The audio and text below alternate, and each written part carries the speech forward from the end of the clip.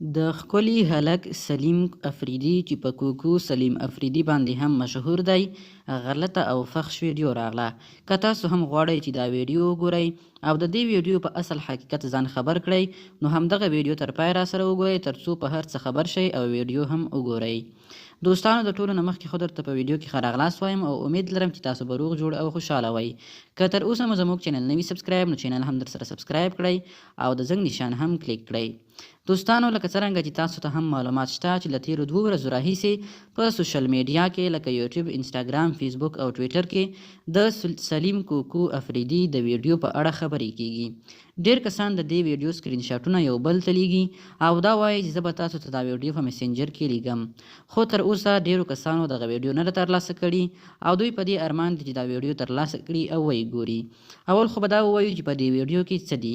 دوستانو دغه ویډیو چې یو کوچنی کلیپ دی په دې ویډیو کې ښکاري چې سلیم کوکو افریدی لوڅ لغړ دی، یعنی دی په دې ویډیو کې خپل لباس وباسي او پرتوګ هم وباسي او دغه ویډیو په یو ویډیو کال کې ترسره کیږي.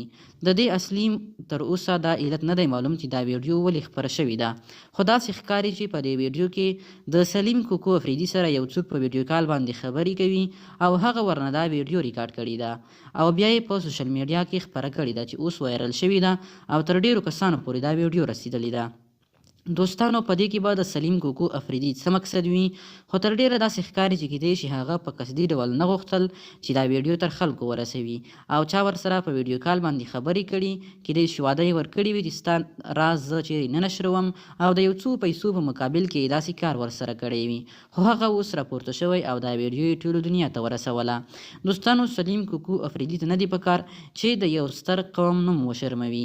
افریدی یو ډیر غیرتي قوم دی او د پښتنو یو ډیر ستر قوم دی، خو سلیم کوکو افریدی راغلی دی نن یې د ټولو افریدیو نوم وشرمولو.